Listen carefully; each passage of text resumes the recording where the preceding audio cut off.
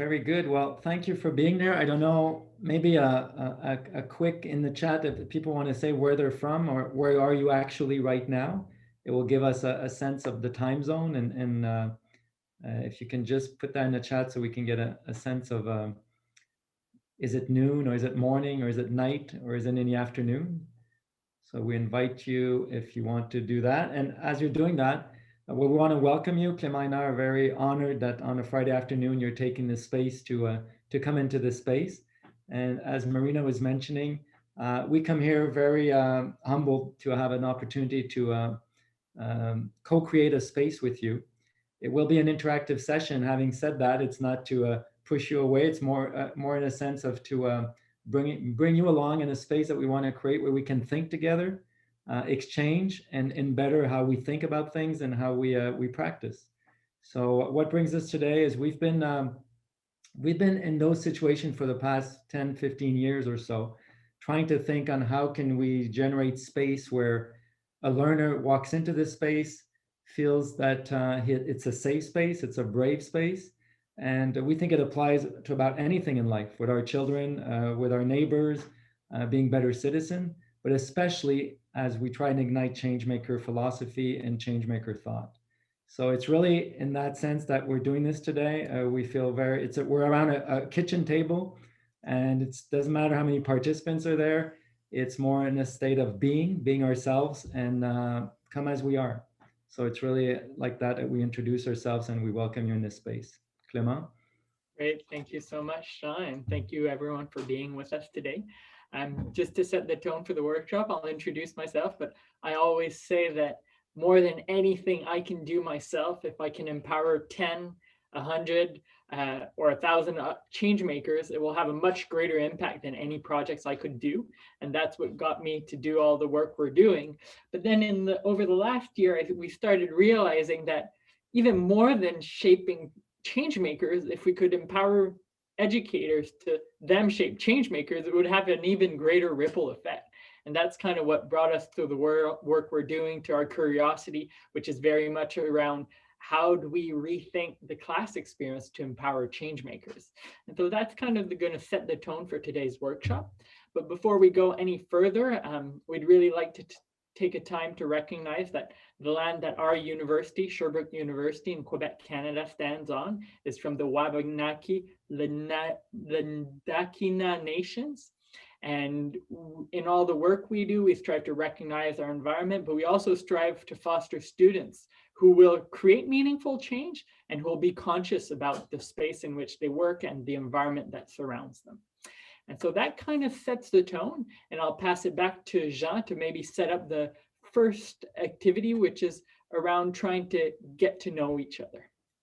So, and just what you see behind us, because Clément and I work at Sherbrooke University, this is an incubator. It's in French, but it's an incubator that's pretty special. It's not to generate startups. It's to ignite sense-making and confidence within people to pursue their projects. So we come today. I'm also a teacher of entrepreneurship at the business school. And so this is how we come with you today. And Clément is our impact counselor within the incubator. So, okay, so let's start by saying, and last thing, because Clément said we should mention this, as we try and ignite what we're going to do today together, because you're going to actually we're going to live together and co-create. We've been doing this in music school, medicine school, engineering, business, quantum physics. We've been doing undergrad, grad, even postdoctoral, and we've been doing it before people come to school, 12 years old to 15 to 20 years old. So it's pretty much, we've been challenged, I would say, in a good sense of how to make this conducive to all those environments. So we hope that you find also the space that you're catering within what we're doing today. So let's start in the chat. I don't know if the chat seems to be working for everyone who's here. If you would describe in one word how you're coming into this learning space today, in one word, how are you feeling right now it's close to 3 o'clock in Quebec, Canada. Sherbrooke is about an hour and a half from Montreal, just to put you around and where we're at. We're southeast from Montreal. So how are you coming in today? How are you feeling right now? We got curious, open.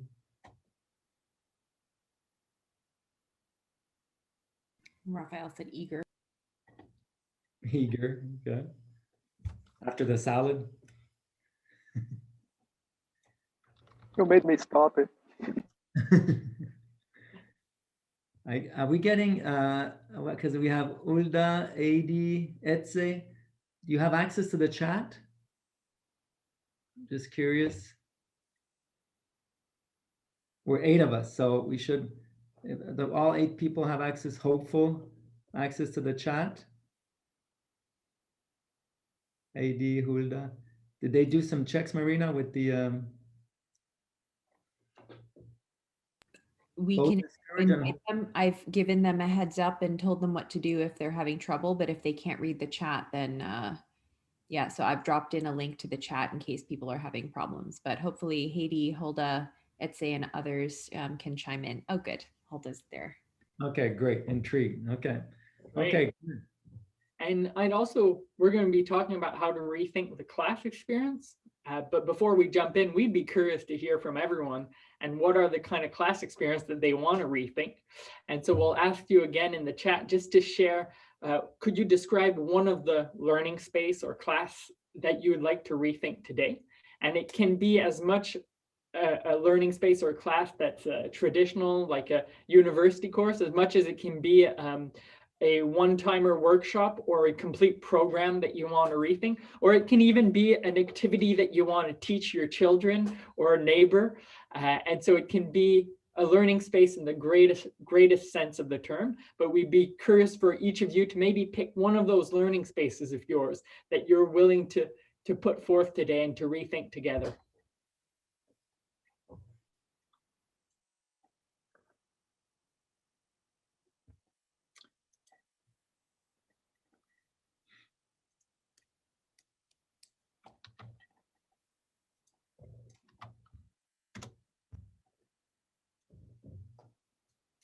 Oh, yes. Jennifer, glad to have you with us. It's been a year since I've heard, but glad to know that you're now doing workshops to empower your staff to themselves empower change makers. Raphael, coordinating an interdisciplinary students group for social impact projects. I think we'll have to chat. We're doing that at Sherbrooke University too.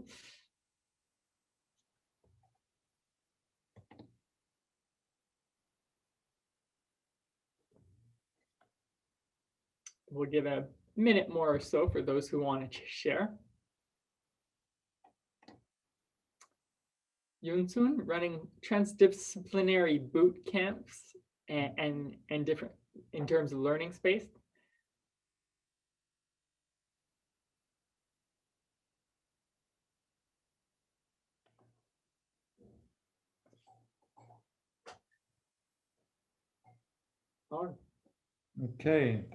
Okay, so let's get into it. And as you will see, as we're living this this workshop, we will tie in the puzzle as we go along this session, because this is a means and a way we've been conducting our rethinking the classroom for the past several years. So bear with us. Everything is emerging as we build it along in the context of the participants. Okay, so now we're going to do some speed zooming, 2 by 2, pretty simple. First question, very open, but we want to get your thinking and blood cells going. Why do you teach? That's the question, very simple. Why do you teach? And we have 1, 2, 3, 4, 5, 6, 7. So how do you want to do this, Clement? It will be groups of 2 or 3, and we'll give about 4 minutes. So it's going to go pretty fast. It's speed zooming after all, but we want to give you a couple rounds so you can meet different people. And I would recommend, just because we haven't been able to check the technology, and there we've had some people who go into breakouts and like one or both can't speak to each other. So I would recommend increasing the size so that at least some people can talk. Spot on, Marina. I had arranged the rooms. All right, so ready to roll.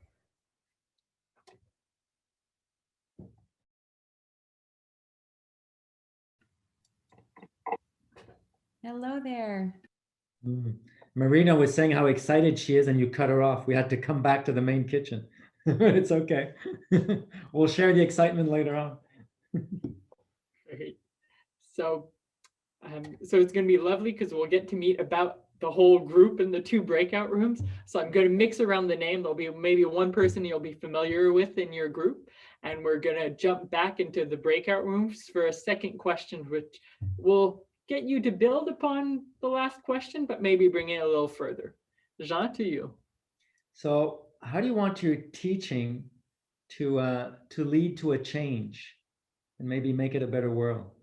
So how do you want your teaching to lead to a change and maybe, you know, contribute to making a better world? So we're into the how a little bit. So we'll have 4 minutes once again, and I'll broadcast the question once in your Marina, if you're excited now, you should talk about it as soon as you get into the room.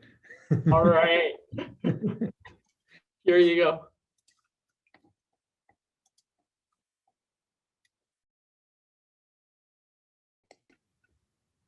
Great. There's definitely some very nice energy in the group. And I love how it's small and cozy. So I think we can really push it far and take time to cater to everyone's curiosity. So at any point, feel free to jump in, ask your questions and so on. And I know we're gonna have to work on Zoom's kitchen manners. They've been cutting off people. So Yun Sun was she was flying high and she made us dream of the why and the quest of listening, and she was cut off. So, but I'm taking notes. We're all gonna come up. Excitement with Marina, Yun Sun flying high. So those are Zoom cut them off. So we're okay. We'll regenerate this.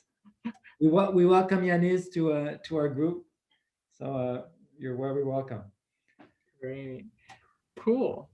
And we will jump into each of your context soon.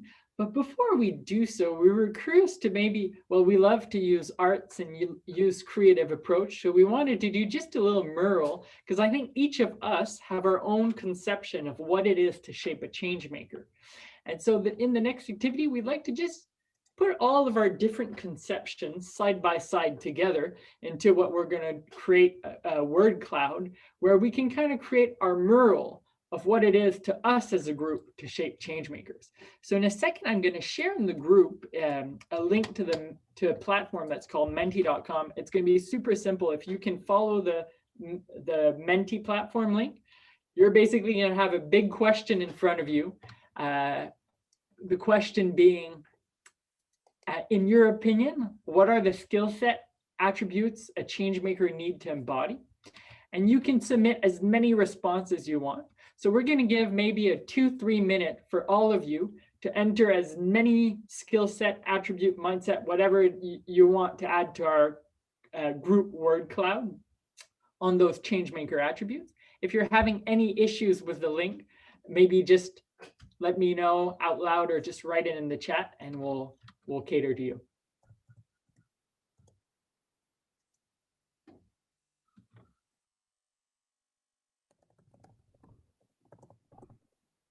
Give it a last few seconds. Anything else that's on your mind that you want to add to our communal work? And when you've got your core ideas out, I'll invite you back to your Zoom application or Zoom link. And if all is right, you should see my screen in which we have this beautiful live mural. And I think Marina is going to be happy, empathy being right out there, along with many other beautiful skills. We've got listening, systems thinking, resilience, love, welcoming, the capacity to listen, the entrepreneurial mindset, the open mindset, compassion. Jennifer, it might have been you, but integrity, purpose-driven, emotional intelligence. And often people, when they plan a course, they like to narrow it down to just a few things. At the same time, sometimes it's fun to keep the big picture. Jean, do you want to take it away for the next question? I see some of you taking notes. You might take a picture of the screen if you want, and you will have it. You'll have to work on it. Okay, so excellent. And I like the drawing in the back. I love the picture. We're really on the summits where Yun Sun was taking us, actually. So from that, if you had to, from that word cloud, if you had to maybe take 2 or 3 of those attributes that either you teach or you try and ignite in your learning space, what are the 2 or 3 that would come out in your reality, in the context in which you can take it generally in your life, because some people have been doing this for 5, 10, 15, 18 years, or more recently, but what are the 2 or 3 attributes that you see there, skill sets, that would apply into how you're teaching right now? Maybe take note, maybe put those in the chat, Clément. Yeah, in the chat.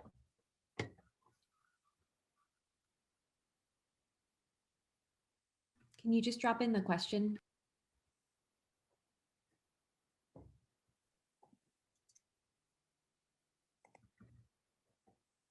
Clément, you have it, or you want me to put it in? Yep. I'm just trying to make it so that I don't, so that people don't lose the Everyone on image. 6 platforms at the same time.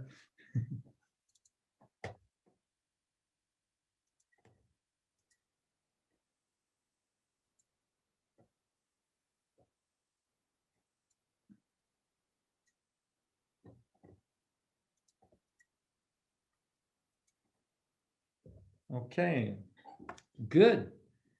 So we're moving along. We started to know why we teach and how we expect, or the how of the changing the world, or maybe leading to some change.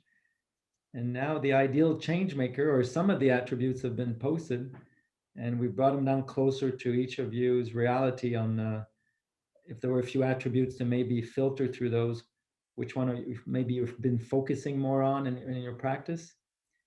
So Clément, now maybe we should look at the component of from the other side. And so we see people's answers are coming in the chat. So maybe before, just look, it's interesting how there's a common trend in unanimity for empathy, collaboration, entrepreneurial mindset. Quite interesting to see the bridges, but also the nuance in everyone's work. I feel as if we'd be a very good power team if we were to co-teach something together. But one big question that comes, I'm going to stop the screen share if people are fine. We'll try to see if we can send you the picture in the chat following up. So one of the things, though, is it's good to know what we want our learners to develop. But sometimes it's also good to know, what do our learners want? And that's where we'll bring you next to think about, well, for whom do you teach? And so for those who weren't there before, we had ask every participant to identify one of the learning space, be a program, a course, an informal co-curricular activity, teaching your kids. Well, for that specific activity, we're going to be inviting you to grab a paper and a pen. If you're 2021, that still exists. if those don't exist, you can grab a I was going, no way, I'm not touching a pen. You can grab a PowerPoint slide or a Word document, and we will invite you on that document to spend the next couple minutes drawing what does your typical learner look like. So for whatever course or learning space that you facilitate, that you want to work on today, that you want to rethink, well, what does your learner look like? And we'll ask you to start just by drawing out that typical learner. I was looking for a pen and paper. Why? If I show you, you won't believe. I have a bunch of hands almost entering my house. I released them so that they could eat the grass, but they are just on the balcony. So. They're coming in. Well, that's very welcoming. You want to see that? I can show you. You there? Aww. Oh, wow. Amazing. There you go. They were not supposed to be here. They were supposed to be there with their brother there. Well, anyway, that's sorry a for that. changemaker in you. You're very welcoming. I should close the door, I guess, behind me. No. Sorry for the interruption. Not at all. Enjoy context. Great. And so on your typical learner that you have drawn or are drawing, we'll guide you through different questions that we ask you to add to your drawing. You can choose to work with images or words, whatever is best for you.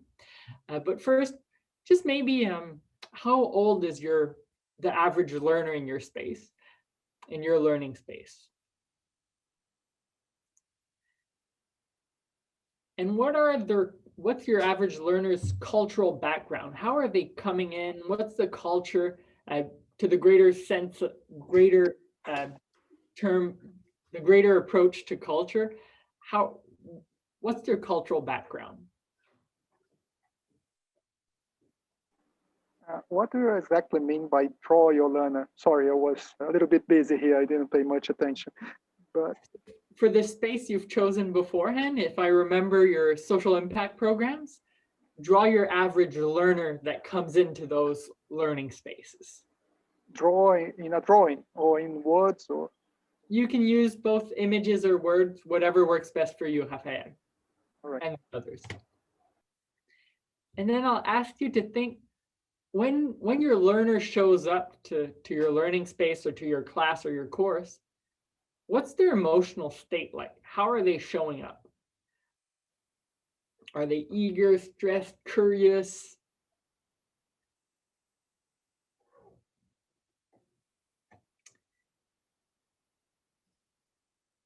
And if you were to place yourself in their shoes, what are the skills or the attributes or the words that your learners might put on those skills and attribute that they are hoping to gain, that they are hoping to learn?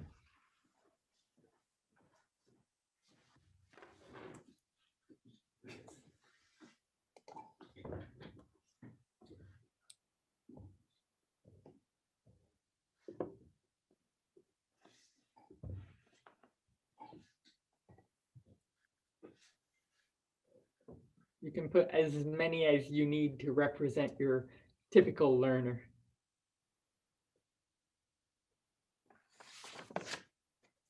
And maybe try to think, what's their motivation for joining this learning space course class of yours? So what's their motivation?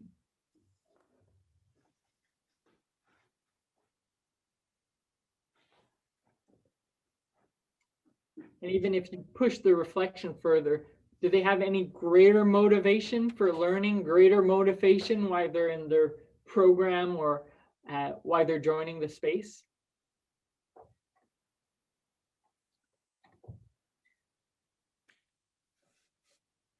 Do they have ambitions? If so, what type of ambition might your typical learner have?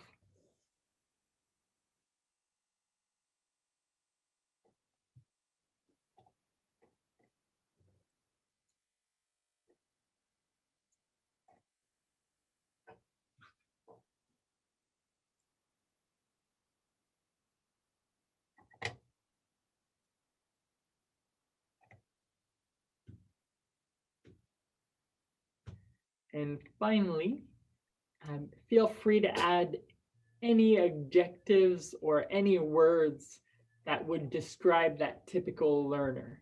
It can even be quotes that typical learner would say or that you've heard them say, just to try to get to the deepest description you can of that typical learner of yours.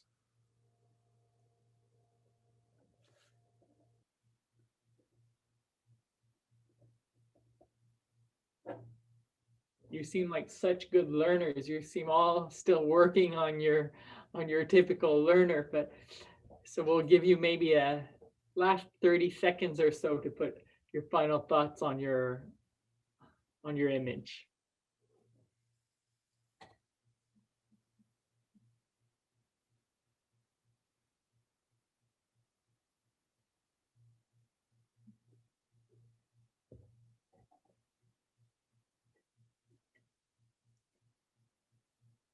And I might be curious to ask if one of you would be Raven, would like to just share quickly a glimpse of your work, either by just showing it in front of the screen so we can see,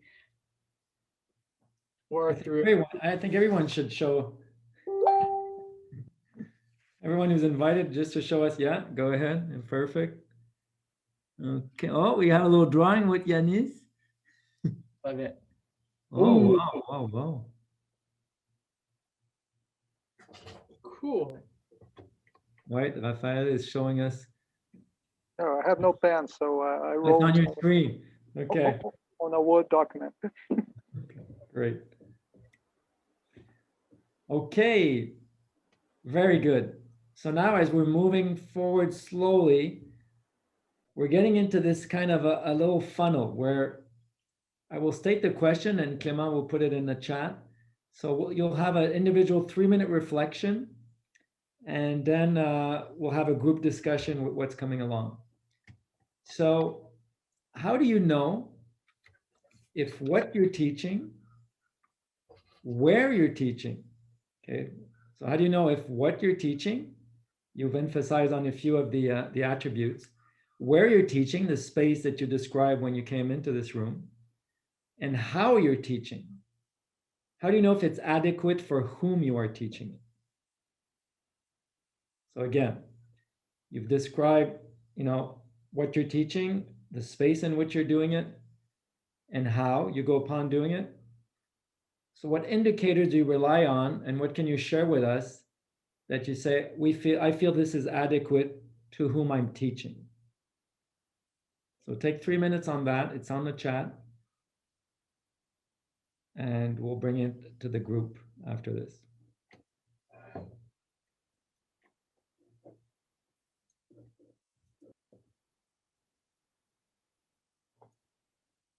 Okay, Clément. Yeah. So before we open up a group conversation sharing on this question, I'd be curious maybe to ask those who are willing to share, if you'd have to place on a scale of 1 to 10, how confident you are that the learning space you create for your learners are adequate for them. So if you'd have to place your confidence level on a scale of 1 to 10 on how confident you are that the learning space you create are adequate for your learners, and basically 1 is going to be like, I'm really not sure, and 10 being, I am certain that what I offer to my students is exactly what's most adequate for them.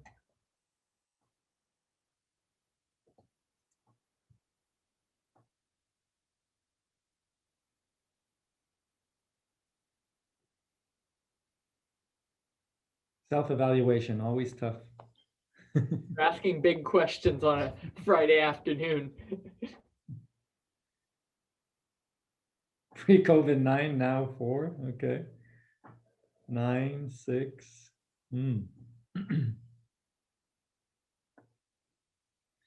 Okay, as you're slowly but surely putting in your numbers. Okay, so open mic. Let's whoever wants to jump in and share thoughts. We're a small group, so we'll keep it within the kitchen room. So go ahead. The floor is open. Who wants to share what their thought process from the last question?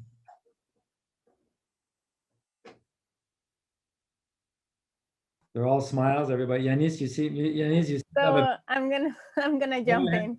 Your smile is saying, "I'm ready to go." So no, it's because it's always like random when you ask and no one answers. It's like because we are all waiting to see who is the first one to jump. So it's kind of awkward. Participants, so I'm sure everybody's gonna have a chance and want to go in. So yeah, that is tough. Yeah, when you have a big classroom, it's more awkward when I have 35 students and no one answers. So I start doing like a cricket, like cricket, like please don't leave me alone. But well, so answering the question of what I was writing is that for us is the number of participants that apply to our programs, but not only that if they want to pay for the program. I think that's super important because we don't have all the resources. So we have like a small payment for the programs we have. So it's super important when we start seeing this strategy from the blue ocean and how to compete with all the programs that already exist and if they are going to pay for it. So that's something that we measure, like they want to participate and if they want to pay for that learnings that we are going to give as a university, because they pay for their degree, but if they want to pay for the other opportunities we have. So that's what on the what. In the where, it was kind of tough because in the where in 2017 we tried to work in the redesign of the infrastructure we work. Like we have the entrepreneurial hub and we have the UNO Center. So everything is in a space where it's like more in with a dynamic design. But now in the COVID, it's kind of tough to have this competition with other courses on with other universities, because everyone wants to have free workshops and everyone is giving free information and everything is open source. Now the question is if you need to have like no, sorry, I'm thinking Spanish. Have like the payment, if it's going to be worth, if the student is going to pay, even we are not in the infrastructure. So I think mostly it's in the value they see in the process. And also what we have used a lot is the examples, the people that had success with the programs now. Like we are super happy this week because one team that was participating in the whole prize that ended the 2020 challenge of whole prize, this week they select the 10 best companies and one of them is going to receive the 100K fund. So it's super exciting because we have now like a super example of students and alumni that are having these experiences, and they talk about what they live in the process with the center. And in the how we have an interactive process. Sometimes the students get desperate because it's iterative, but at the end they see it like a game, like they are moving forward in the design of the process of being a change maker. So that's like the answer to the questions. And to the thing of the number of the grade from pre-COVID, I think everyone was like super in 9 or 10 and saying that everything was super good. But now it has been a challenge to have the students connected, to have them actively participating. Many of them are tired. We also have like a program called Drivers of Change, and everything was super like playing. They go to rural our communities. They have this interaction with a lot of people, and now they are super sad and frustrated and in this feeling that they are not moving on because they can't do the things outside their home. So well, right now we are seeing like the light at the end of the tunnel, but they are in this moment in that frustration, and they are asking themselves if it's worthless to pay the program because they are not seeing that advances in their track. Okay, maybe they don't see it's harder to see the value. Anybody want to, and thank you for that. Anybody want to react as to, because you've mentioned a lot of things and you broke it down. So obviously the money, paying for it, the interest, when you select people, there's a motivation initially. And if also with the things you mentioned to keep the motivation alive. So maybe I would piggyback from that and ask if other people want to react and maybe as to how do you maybe measure this from one session to another? How do you validate what you think you're bringing to the learner? This is more in a general systemic, and it's fine.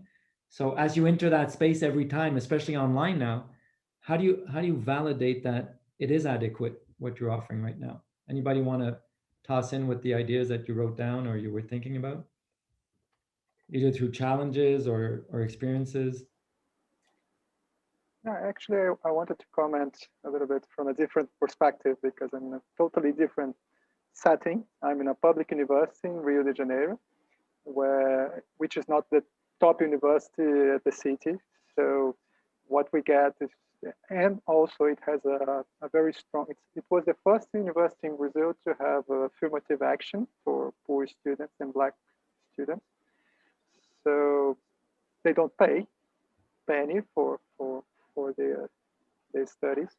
It's totally for free. And they don't really care for learning. They care for the diploma. And most of them, they're just the first one in their families to reach university. So this is the general setup. And as I said before, and I started, actually the students started 1 year ago, an initiative interdisciplinary for doing social impact projects, and then they invited me to join and coordinate the initiative, and I'm really happy they do it. And there it's different, but still, you know, still I see a lot of students who don't want to talk, who don't want to share their thoughts, who we have meetings, we are doing something fantastic. I mean, our projects are really amazing. And I have 2 or 3 excited students about that, and 6 who are just there, you know. So and it's not a classroom. I'm not teaching there. I'm just, you know, trying. I'm sort of a manager of the project, let's say. Like a facilitator. Sorry? Like a facilitator. Yeah, okay. Absolutely. And maybe to push on that, and of the 6 who don't want to participate, do you see any trends, or is it? I understand when you say some are just there for the diploma, so give me my paper so I can move on.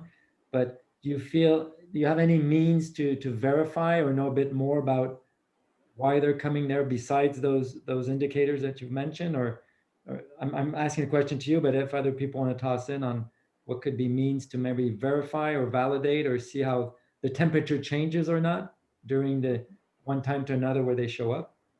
Yeah, that's funny for me because what I'm doing, this initiative is out of the curriculum. It's just something we started. It's not even part of the university yet. Actually, right now it is as what we call extension program, like something for the community. It's besides teaching and besides research. So our 3rd pillar is what we call extension, so service, community service, let's say. And yeah, it's not compulsory. They're just there. I think at some point they will help. Last time I pushed a little bit. Actually, most don't show up frequently. They just show up from time to time. We have a weekly meeting, so it's not very demanding. And the 2 who were there yesterday, actually, I pushed a little bit because we're just 5 people there, and we're supposed to be 10 at least. And they just said, "Oh, I'm enjoying. I'm happy to be here." And I tried pushing it, like, why, or how do you think you can contribute? It was really, you know, I don't know if it's about being shy or maybe low self-esteem, something like that. They don't think they can contribute much, because I heard that from another group that I'm trying to push as well, and another project I'm running, and they same sort of thing, and that's the sort of feedback that I got. No, I don't think I can contribute much. And I say, yes, you can. Of course, you can at least, you know, check if I counted characters correctly. You can check if I'm repeating words. You can, you know, double check a spelling. I don't know, whatever. Anyone can contribute somehow. So maybe I would ask, because Yunsun and Jennifer, you went by and saying 9 pre-COVID, 9 today. And when you hear Raphael's testimony, any indicators that would help on how to get to that adequacy of whom you're teaching and how maybe to reach out, and because you feel confident that there is that fit?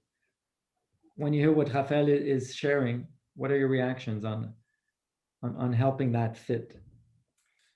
I'll try. You know, there is a gap. You know, I think our audience, I teach Emirati Muslim woman in the Federal University. So probably, you know, very different setting, but I'm sure, you know, 21st century, you know, like a young generation, their mindset to their ambition to that we are facing very similar situation. Within that, I think, you know, they are very self-centered, they're curious, they want to be the best of whatever they want to be doing and successful in the world. At the same time, we really want them to, you know, be a change maker, right? And then within this huge gap, you know, like I'm sure everyone try how to open them up, you know, how they get to know themselves, how to get to know the society, how they know they're actually learning is they directly prepare them to serve.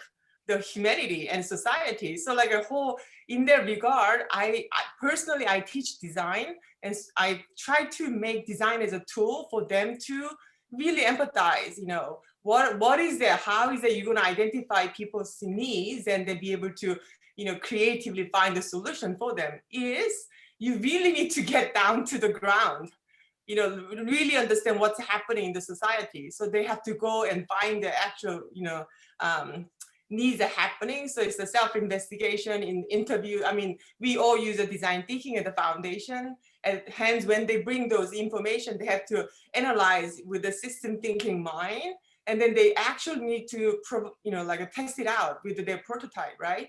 And then within that, I've been trying to really engage community into the classroom.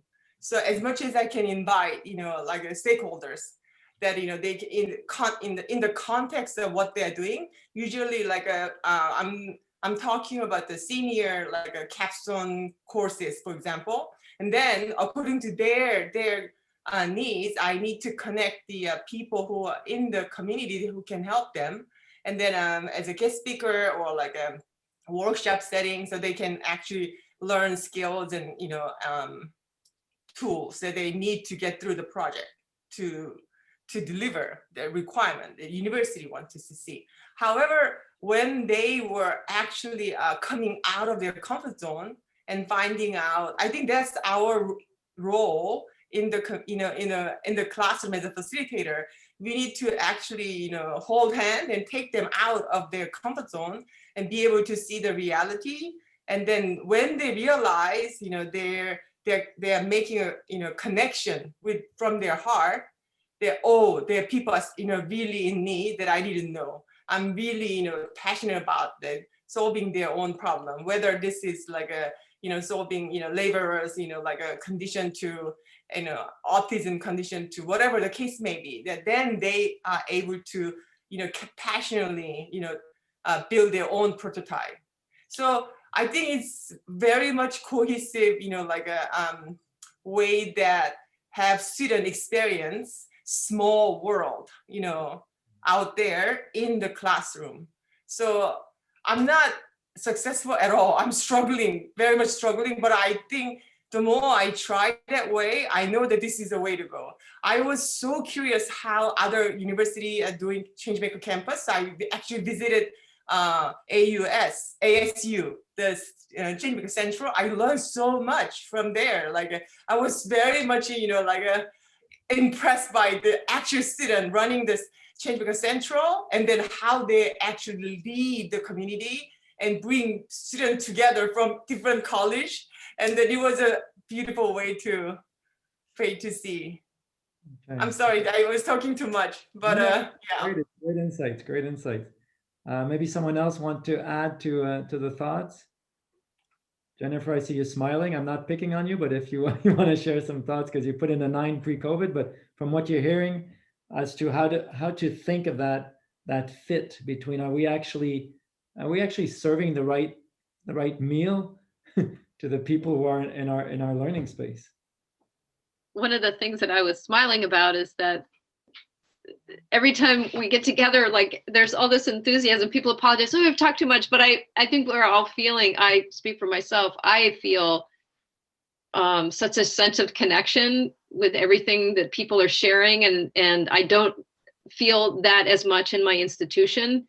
So I feel so at home with these people that I've never met. And so when people are talking, I'm like, you know, I could just do this, nod the whole time. And so I can really relate to when people start sharing and can't stop, because that's how I could talk for hours too. But I guess I feel like the reason I put those 2 numbers in there is that I facilitated a couple of workshops for the whole campus, where normally we're just talking about nuts and bolts of running the campus. And I get to talk about some of this changemaker stuff, talking about purpose and what's our why. And I am absolutely at home facilitating that for a small group of people or a large group of people. So I feel like, and my ability to adapt on the fly, and, you know, if it's not being received, that I'm not getting the connection, if people's questions don't seem like they're trying to go deeper, they're just trying to understand what's happening, then I can adjust. So that's where the 9 comes from. Like in in a regular setting, and my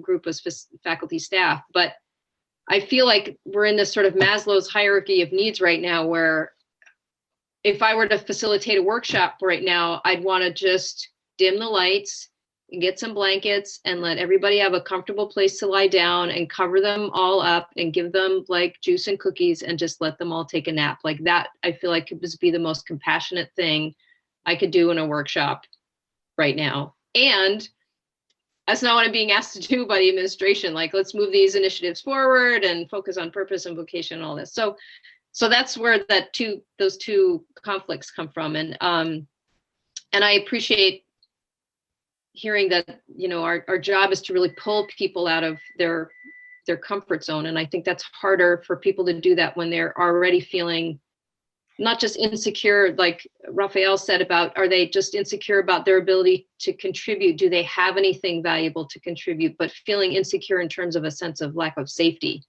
right now. So I feel like that makes people a little bit more risk averse. But I wondered about when, you know, I loved the exercise. I wrote down the tool, the Menti tool. I'd never seen that before, giving people a chance to, in these hard times, to connect to the things that they do know how to do well. So even the students that Raphael's teaching, I was thinking, like, when I have students and they don't have that sense of confidence, asking them, not quite pulling them out of their comfort zone yet, until I've empower them to remember something that they know they do well. And it could be change a tire, or I don't know, get their sibling ready for bed or something like that. But, you know, when asking them, when is a time where you felt resourced or somebody helped you, and what did that relationship look like? And building into that, bringing in the community members. I think sometimes students perk up, or they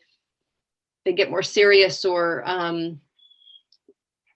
mobilize when they're asked to show up for a community member, you know, or show up. We all, I think, show up when somebody is in need. So I think that's a really valuable tool. But I guess I'm just happy to be here. I could just sit here and just not say a word, not contribute, just with a group of people like this. That's filling my well. So thank you. You just contributed so much. And I love how there was some echoes to what you said, Jennifer, when we have Marina in the chat that said, can I please do that? And can we have those space where we just completely change the initial plan? And I can't tell you how many times in our work, especially in the last year, have we completely put aside workshop plan to say, hey guys, how are you feeling with the whole world situation with the COVID? And had a conversation from there. And what was most fascinating about it is that often from their conversation, we could end up weaving that whole purpose, that whole, how does that affect how you'll rethink vocation later and so on. I won't lie to you, I had a couple experiences where I was facilitating workshop around presidential election. And I could tell that students didn't have the same focus with their project because they were so concerned with some outside macro environment. And so how can we acknowledge that context? How can we acknowledge that? I asked earlier, what's the emotional states of your students coming in? Well, if they're in Zoom fatigue, I have seen people say, let's all close our camera, lay down, but at least not be on 20 other apps on our computer and have a conversation. And so how can we have that agility is something that's really, really interesting, I think, to take forward. Yeah, and I like, Jennifer, well, all your interventions were great. And I like when you say maybe it's to change a tire or explain why you were late at class, or actually we've opened the mics and asked people, do you really want to be here today? And when out of 20 people, 17 say no, and 9 say I don't want to even be in school, those are realities. And then we can't just go, well, I have an agenda here and I have to transmit my knowledge. It's more like, okay, well, this is a situation. And I guess what we wanted to do, it was a short time today where we have, maybe 5-10 more minutes to go. But I guess what we've tried to do through this process, we've been doing it today, is maybe to turn the mirror on the learner and ask, we ask you why you teach, maybe ask them why they learn. Maybe ask them, when they think of the word change, what does it ignite? We had to push back on our agendas of knowledge sharing or transmission. and really go deep as what's the context in situ, how do they show up today? And we have to change this every day. I mean, it's a headache when you do a syllabus and you need to evaluate or whatever. But and also add, how did they describe a good teacher? We describe a good learner. How did they describe a good teacher, a good facilitator?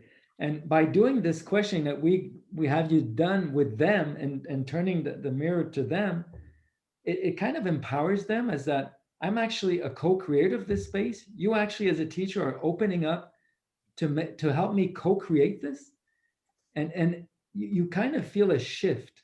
It's all different. Some shift on class 9 or 4 or 5. It takes tremendous humility because you're totally transparent in this. And I like, Jennifer, when you say maybe changing a tire.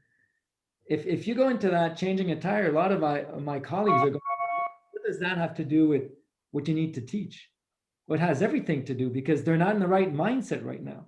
And as they're changing a tire, I'm not going, well, do you want to learn about financial statements? No, it's not even about that.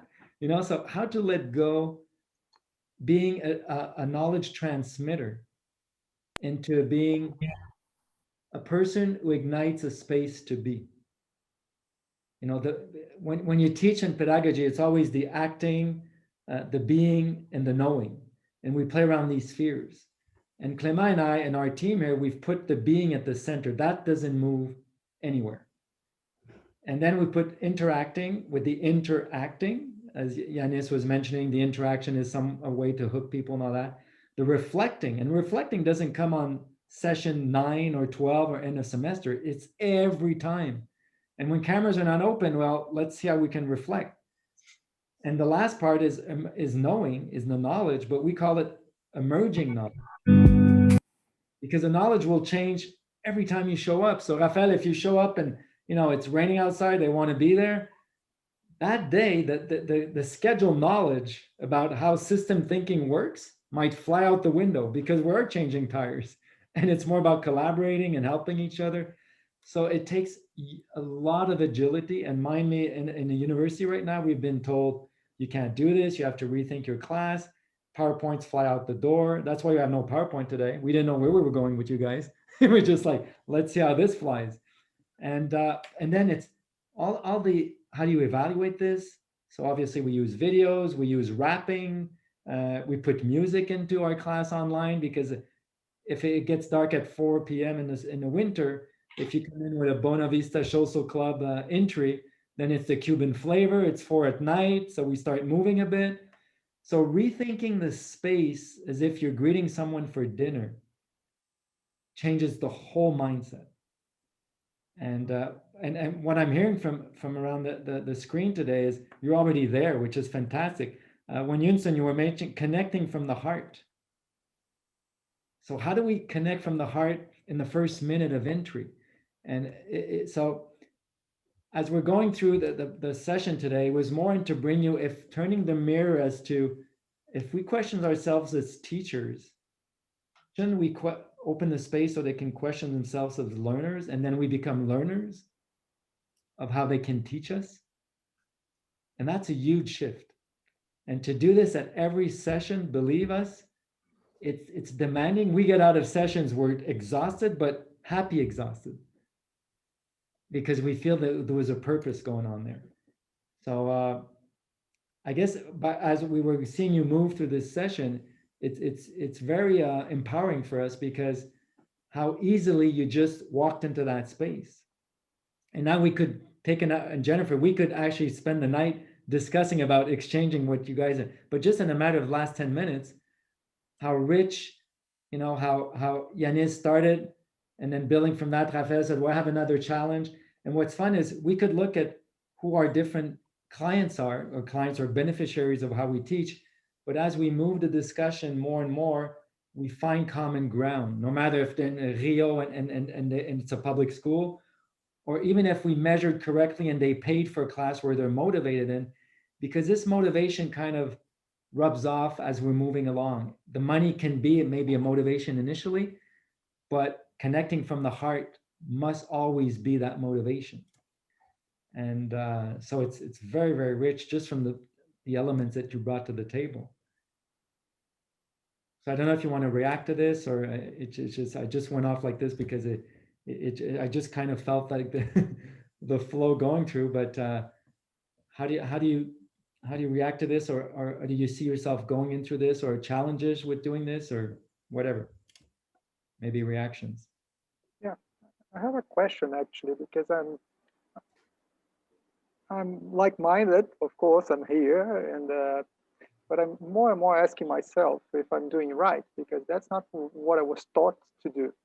I mean, I'm supposed to go there and transfer knowledge, as you said, right? Just follow what I'm supposed to teach, and you know, I'm an economics teacher, so I do math on the board. Supposedly, I solve models, microeconomic models, and I'm doing less and less that.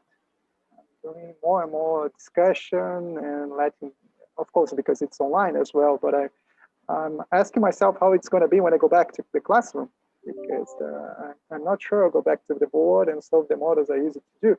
And I'm not sure this is right. And I'm not sure this is a right movement for myself as a teacher. I'm really not sure. But yeah, I would like to hear you, all of you. As questioning? I did not hear you. Can't hear you. Rafael inadequate? How should he? He's not sure he's right. What are reactions? Yeah.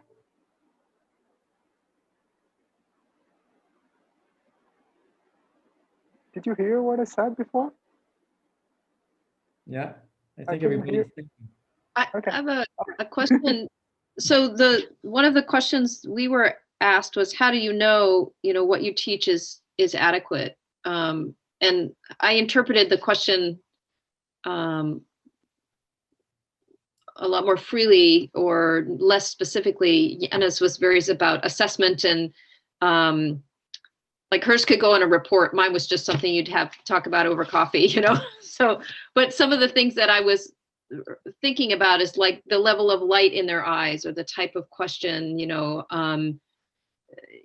who shows and how many comes, and if are they smiling, do they apply it, what's the follow-up? And I'm curious for you, Rafael, if you were to, whatever your criteria were for how you know if what you're teaching is adequate, if you compare your before, where you were writing on the board, and the reactions that you saw versus what you're doing now and what you perceive in terms of reactions or responses, how do those compare? Do you have the same students, 3 are really engaged and 6 are not, and 6 are, is it still the same, or has any of that changed for you? Actually, the change started with the pandemic. So since going online, so I cannot really see if the eyes are shining or not. And most of them, no, all of them, hardly ever someone switches on the camera during a class. And they are much more talkative when I'm not teaching content. And sometimes I just let them talk a little bit, and then I don't have enough time to give them the whole content. And that's what kind of struggling inside myself. I think if I may, one of the challenges, because I have these questions from the accounting, from the engineering, because they have an order. They need to, they need to succeed at the exam and have the order of law or accounting or of an engineer. I guess one of the ways we try and do it is, let's say you have a specific subject in mind. I don't know, do you have an example of the subject you have in mind where you say this is the content? In math, you teach them basically equations, or what do you teach them? Yeah, that's it. Okay. So I guess fund theory, fund maximizes profit, exactly. And then you take first order condition and set it to 0, and you find the optimal quantity that the fund's supposed to produce. Okay, basic. I guess like take an example for accounting, which is very close to your reality. When they walk in there and they need to learn financial statements, how to do a budget. We try. I teach project management, for example. Clement and I, we teach this, and so as we walk in the classroom, we look at who's there, and often we're going to do, in Quebec, a lot of people move every year. I don't know why, but 1st of July is a moving date, and maybe, you know, people like to move. So instead of teaching project management that's not close to them, we're going to go into space and say, okay, so who's ever moved, you know, and they're like 18, 19 years old. So everybody, I help these and these and that. So from this example, we start building the concepts of what's project management. So moving is getting boxes, the mother-in-law is helping, beer and pizza to, you know, to help people come, renting the truck. So we use a wedding and another confinement. We use building a band. So I guess I like when Jennifer says changing a tire. If changing a tire is the reality of who you're teaching with, then bring a car, or it's always to how the concepts can fit into the context of who you're teaching to. I think John Dewey was one of the, you know, in pedagogy, someone who really brought this, it's impossible for everyone to learn the same way in the same space. So with our incubator, we were up to like 42 spaces where we bring learning, and it's never the same. So I guess there's ways to reinvent it, but always taking care of, mindful of where they're coming at. And I love, Jennifer, when you bring the nuance of, Yanis mentioned how the system can help measure and make sure it's adequate, but what's the light in the eyes? What's the smiling factor? Who feels like hugging? You know, you feel, almost you feel it online. Everybody told us here no more than 2 hours online. We sometimes go to 3 hours and a half. They don't want to leave because of what we're living actually right now. And then we end up the class and going, oh my God, I had like 4 concepts. I only did 1.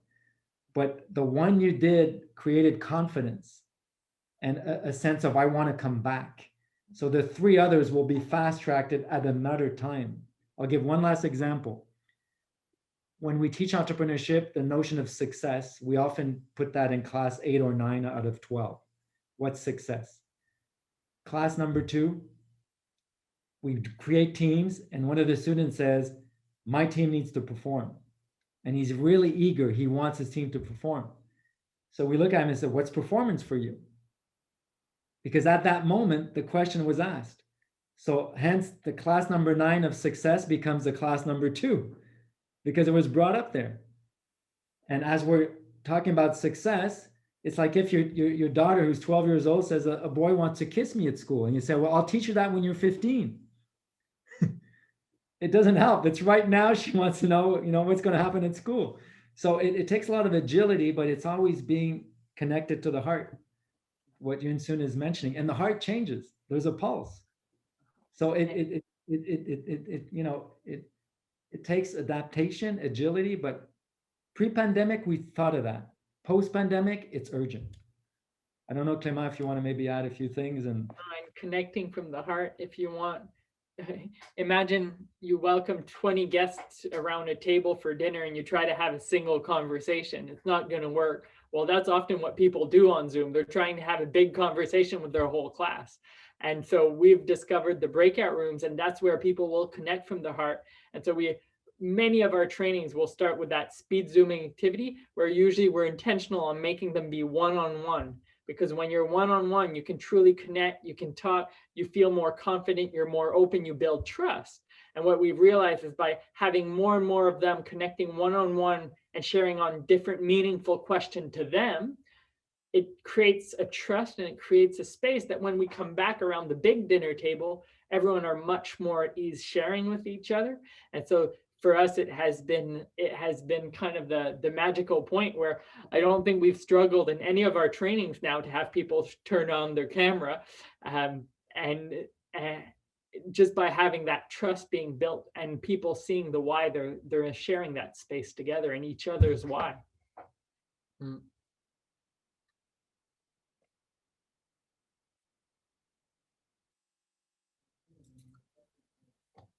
Your mic, Jean. Yeah, I was saying Yun Sun is in a reflective mode. Jennifer's thinking, and Yanis is, I don't know if she's fumbling around and smiling. So maybe react, and Marina's writing. So maybe we could go around the screen and get some reactions. We don't like to say any takeaways because it's just been an hour. It's a first date, and we don't want to pressure you with that. But maybe some thoughts that you'd like to share to the group, and we could leave for, and maybe a flower we could seed and say, there's some light from there that could help us, each of us, as we've shared this time. And thank you for this beautiful space together. So maybe go around the screen and share some thoughts. I will say thank you because most of the time you have this immersion on your work and the measurements and the OKRs and KPIs that you need.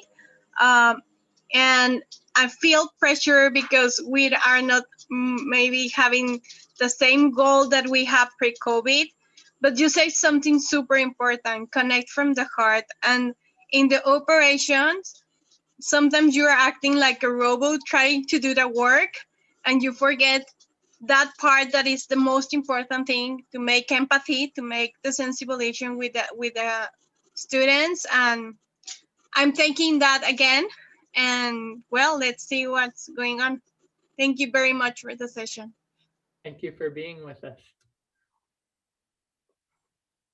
I can go next. I just, so many different insights from this session, but I loved the idea of almost thinking of your classroom or the learning environment as just inviting someone to dinner. And I think that just resets the mental space of, it doesn't have to be so formal. It can be familial. It can be warm. It can be tasty. You can be creative, and just that sense of home. And how do you create a learning experience that feels like home? So that's just something I'll keep thinking about. And then also just, again, putting being at the center is such a radical reframe, yet so simple. And then the kind of concretely also just starting with saying, like, what is the emotional state of everyone, and having that be the starting point. And then you teach in response to that emotional state, meeting them where they're at. And I think, gosh, just how powerful and simple yet radical that all is, and just such a different way of practicing and being, because people go with their plan, their wonderful curriculum, their intended outcomes, and no one is hearing anything because they're stressed out and worried or sad or depressed or who knows what. And so, yeah, just simple but powerful insights. Thank you. Thank you. And I want to learn more from Clément and Jean. Like, you guys are such good teachers as well, but you create such a space for everyone to have so many great insights. So maybe Yunsun and Raphael, if you go ahead, Raphael. Are the hens still around? Are the chickens running around? I think they've gone to bed. They thought we were boring. Yeah, exactly. We didn't cater to them. No, it's getting dark here. It's time for them to go to bed. It's their clock, their natural clock. Actually, I was thinking about the dinner table, inviting students for the dinner table. And what I keep saying, mostly since the pandemic, actually, I think I'm a better teacher after the pandemic. Yeah, I'm just not teaching my content, the content I'm supposed to teach. But so what I keep saying since the beginning of the COVID pandemic is that it has to be fun. If it's not funny, it's not worth it. So, and I think the message goes through at some point. And I keep stopping and asking for feedback, and that answers your question on how do I know if they are enjoying what I'm teaching. And I keep stopping and asking, and also because since they don't open their mics nor video, I never know if my internet is still good. So I keep stopping and say, you are still there, right? No one is sleeping. So any comments? Anyone wants to share something? And yeah, so basically what's happening now, actually, I want to tell you that in my new class, because we just started another semester now, in the new class, it's the opposite. They still don't open their cameras, but they open their mic too much. And they start talking a lot. And it's being funny for them. But at some point I have to, hey, can I intervene? Can I say something?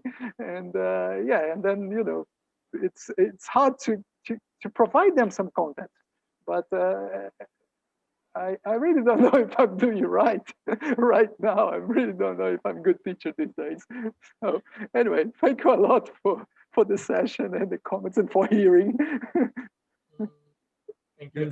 You want to share some thoughts? Sure. I've been trying to create a safe space for a long time for students, and I felt like I remember like when I finished few semester, I was really crying, out, because I was so frustrated. The fact that there's a gap that I was trying to make was not happening.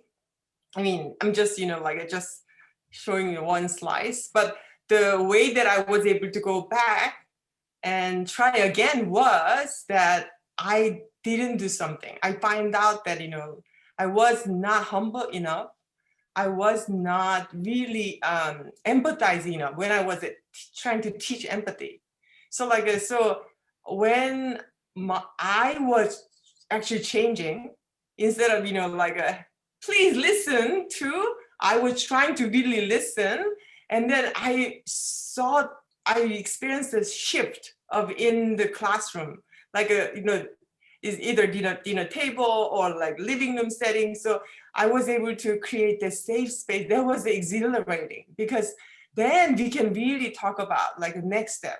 Where is the hang up? Why you cannot solve this problem too? And then they feel like getting support from me, and then they push for them to show up next class or bring actual assignment done, like a little bit more motivated. So like there's just a human side of that, it's never gonna change.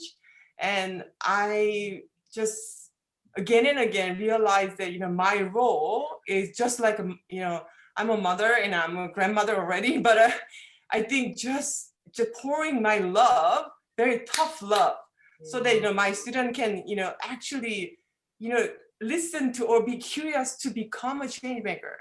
I mean, the world needs them. They are going to face much more problem than we have, right? So I have a huge empathy for them already, and then that's only probably way that I see that how to really co-create then, so they become not just a spectator, but actually I always please let's create together, and then I mean there are many ways that we can continue to explore our tools and this and that.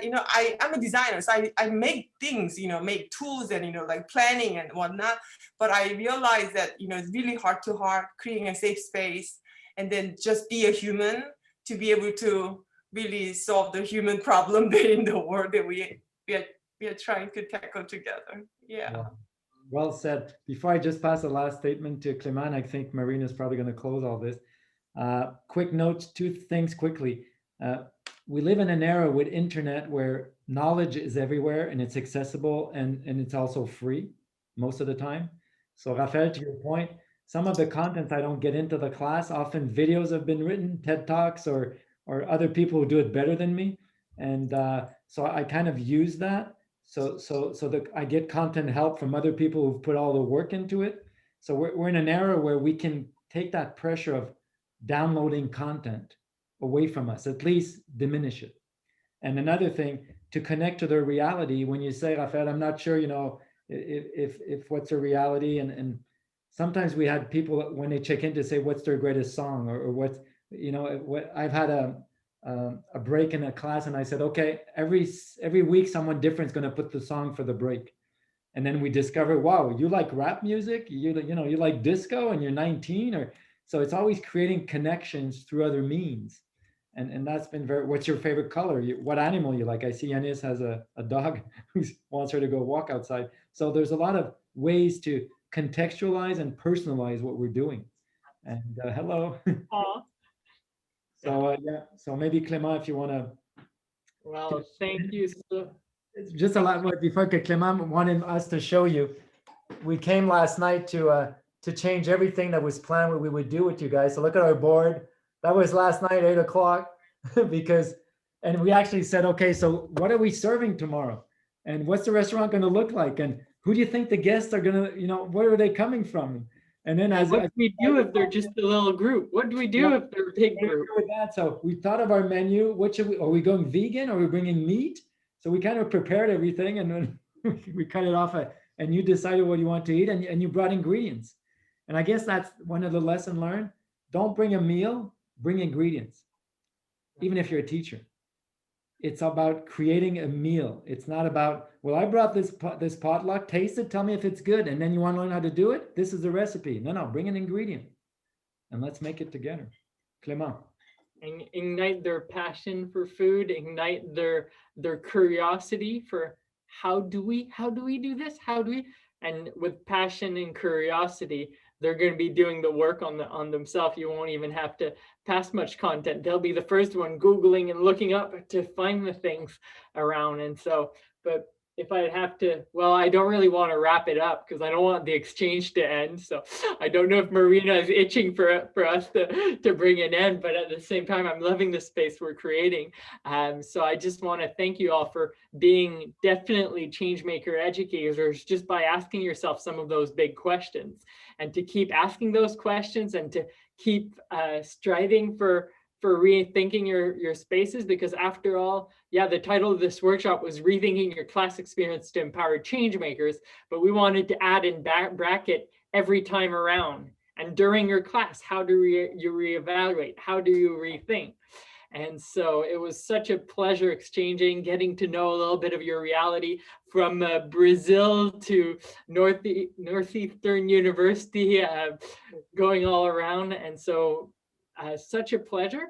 And maybe just to take Jennifer's suggestion, although Jennifer wrote a little word that she had to leave, and Marina saying, let's jump on board. I'll offer those who want, I'll just put a little song, reflective songs. And if you want to close your camera, go for a walk, whatever it is, and just have this little space, let's say 2 or 3 minutes to maybe reflect upon the whole exchange. While you're welcome to stay, and those who need to run to other engagement, to chicken coop that you need to close, whatever it is, you're more than welcome to do so. So the song will be there for 2-3 minutes before we close the room, if that's fine with you, Marina. Marina, you want a last word? Yeah. Yes, thank you. This is so wonderful. And again, just so much literal, like, food for thought, and just food metaphors. And let's all have, dinner together with all of our students and with all of each other. And I love it. We don't even need to know what to cook. We just need to bring an ingredient. So thank you so much for all of these great insights. And Raphael, good vibes for that one day we do actually have a dinner together. Yeah. That'll be wonderful. Sorry to interrupt the song, but at some point you said that we should plant a flower and see how it grows. Actually, from yesterday, I decided to eat my flowers. So I'm eating the petals of my rose. So when we meet Raphael, you'll be the flower supplier. And I Googled to find out that I could eat my flowers. Good thing. Nice. You were curious. Knowledge is everywhere. You don't have to think it. You just go for it. Thank you so much, everybody. Thank you so much. We couldn't have been a better group to end the exchange with.